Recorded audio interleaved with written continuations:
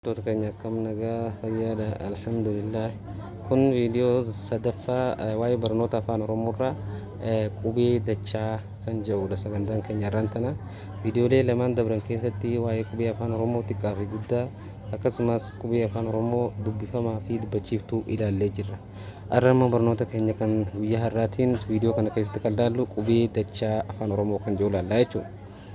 Akkasuma qubee dachaa afaan oromoo qubeelee afaan oromoo 26 keessaa kan walitti dhufe qubee lama lama dachaa ta'anii kan uumaman qubee dachaa jedhamanii jechuudha. Isaan kun eenyu faarraa akka uumaman waliin ilaallaa jechuudha. Afaan oromoo keessatti qubeen dachaa qubee torbaatu jira. Isaan sun eenyu fa'a kan jedhu mee walumaan haa ilaallu. Afaan oromoo qubee dachaa torba qaba. Isaanis qubee dachaatis qubee xiqqaa jennee barreessuu ni dandeenya. Qubee xiqqaadhaanis walitti dhufuu ni danda'an. Qubee guddaarraas walitti dhufuu ni danda'an. Lamaanuu mee haa ilaallu. Qubee dachaa xiqqaa afaan oromoo kan jedhu haa ilaallu jalqaba irratti. Chaa qubee caa fi haarraa kan walitti dhufe chaa jennaan. Qubee daa fi haarraa kan walitti dhufan qubee dhaa jedhama. Qubee dachaa dhaa daa fi haarraa kan uumamedha. Inni sadaffaan naa fi yaarraa kan uumame nyaa jennaan jechuudha. Inni afuraffaan qubee paa fi haarraa kan uumame phaa. Inni shanaffaan qubee saa fi haarraa kan uumame shaa. Inni ja'affaan qubee taa fi saarraa kan uumame tsaa kan jedhamudha. Inni dhumaa qubee zaa fi yaarraa kan uumame zhaa kan jennuun. Isaan kunniin qubee dachaa afaan oromoo qubee xiqqaa jennaan jechuudha. Qubee xiqqaa dachaa afaan oromoo. Mee yeroo tokko irra deebinee haa dubbisnu jalqabarraa. Chaa dhaa nyaa phaa shaa tsaa jaa. Ammallee irraa deebinu yeroo tokko chaa dhaa nyaa phaa shaa tsaa jaa.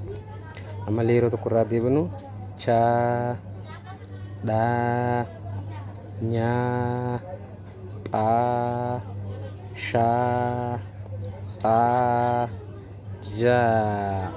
Kun qubee dachaa qubee xiqqaa afaan oromooti. Mee gara qubee guddaa dachaa afaan oromootti haa dabarru.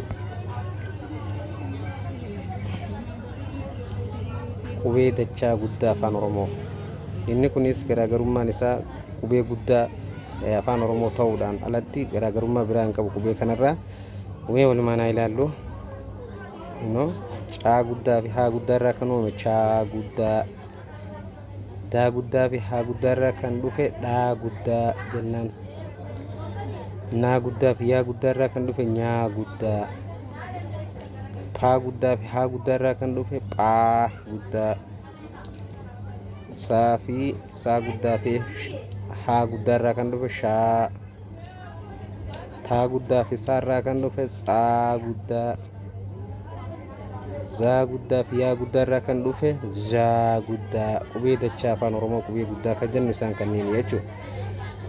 Barattoota keenya qubee kana irra deddeebi'aatii dubbisaa barreessaa ilaalaa isiniin jenna. Qubeen dachaa qubee afaan oromoo keessaa qubee baay'ee namatti tolu kan jechoota fakkeenyaaf baay'ee dheeratan bakka takkatti gabaabsee barreessuudhaan nama fayyadan qubee dachaati. Kanaafuu qubee kana dubbisaa barreessaa irra deddeebi'aatii isiniin jenna.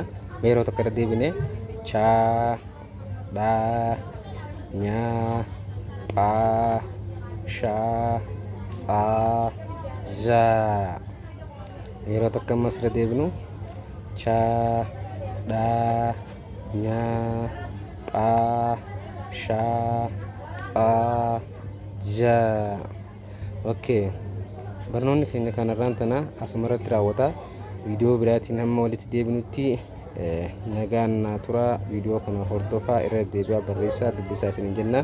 Galatooma.